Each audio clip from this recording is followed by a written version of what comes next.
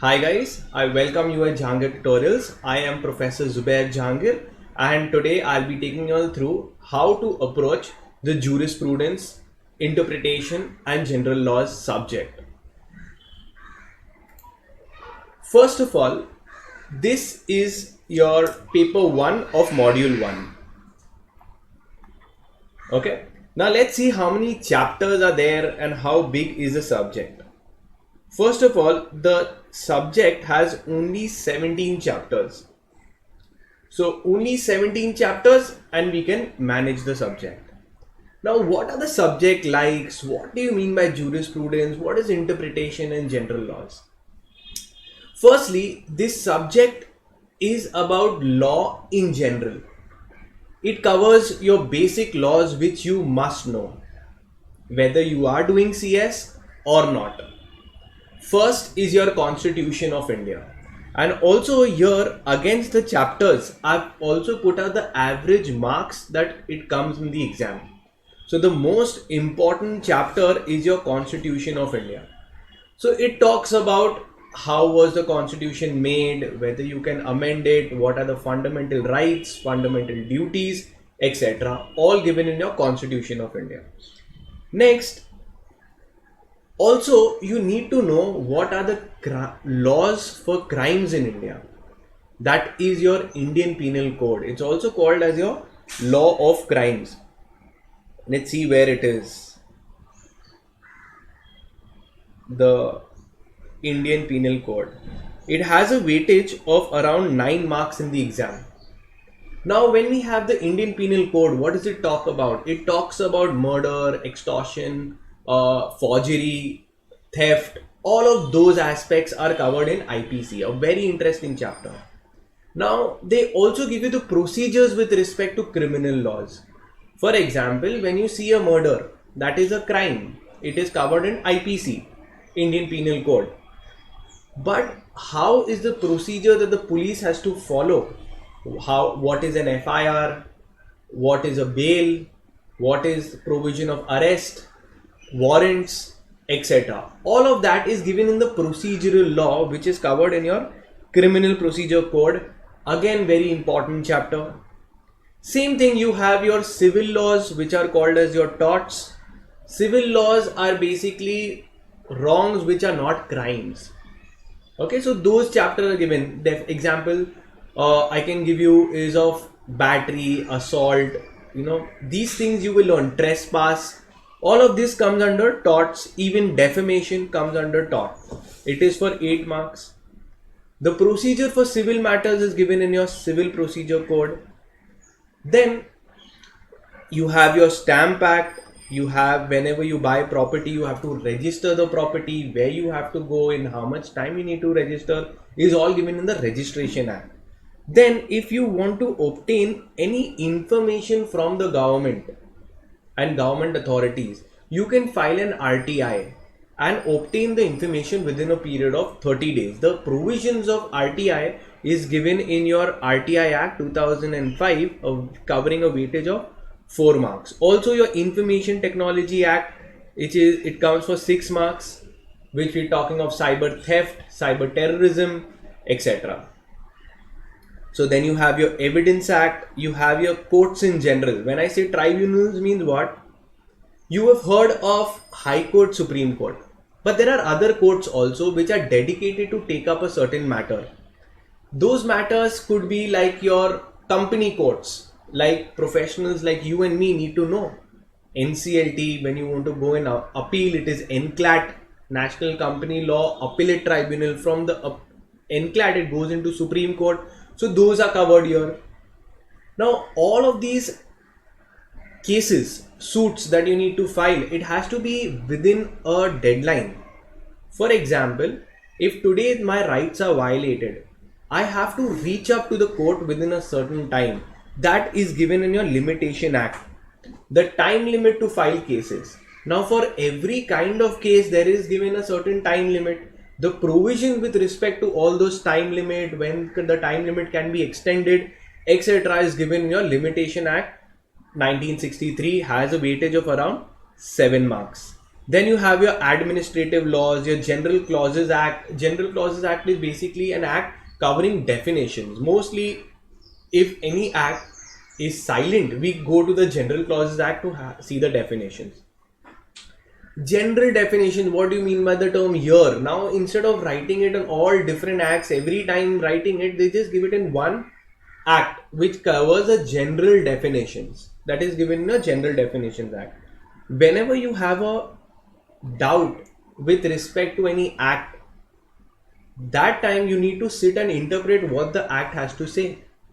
For example, if I have a doubt with respect to a certain provision in law, I say ये समझ में नहीं आ रहा है ये सेक्शन क्या बोलना चाह रहा है, तो यही चीज कोर्ट्स के पास में जाती है. कोर्ट्स उसको बैठते हैं और उसको सर्टेन प्रिंसिपल्स के गाइडलाइंस के अनुसार उसको इंटरप्रेट करने की कोशिश करते हैं. That is given in the interpretation of statutes where certain rules for interpretation are given. Then also you have given the sources of law, which is around 5 marks. In this chapter you learn what is law, how did laws in India come into force, what are the different sources of law. And then you have one last one, I think, is your Arbitration and Conciliation Act. Today companies, instead of solving their disputes in court, prefer to settle it out of court. These out of court settlements are covered under your Arbitration and Conciliation Act 1996. Considering this is a new method and a very good method to resolve your disputes, it is also coming for a good number of weightage of 10 marks. So here I have given you 17 chapters and the average marks has been given. Now, should you start in order? Answer is, this subject is not dependent on any chapter to be done first. You can study in whichever order you want. For example, I can study in order, I can study in order of weightage. Whatever I do, it is fine for this subject. So I have classified the chapters in 3 grades: grade 1, grade 2 and grade 3. The grade 1 consists of the most important chapters, okay, covering the weightage. So let's see. Firstly, your Constitution, grade 1, are 7 chapters for 70 marks. So here I have put the chapters in order of importance, in order of weightage from the exam point of view. So if I see the first 7 chapters, okay, I have classified them in grade 1. These are 7 chapters, and if you sit to calculate, it is around 70 marks. So touching, very very important, these are your chapters which you need to focus on and finish it properly. Then come your grade 2 chapters, where they are for 4 chapters for 30 marks. Now those are given here. These 4 chapters are coming in the exam for around average of 40 marks. 30 marks. So you have your 70 marks, then you have your 30 marks. Then the rest of the chapters are classified in grade 3 chapters, where in the exam they don't ask it for that high weightage value.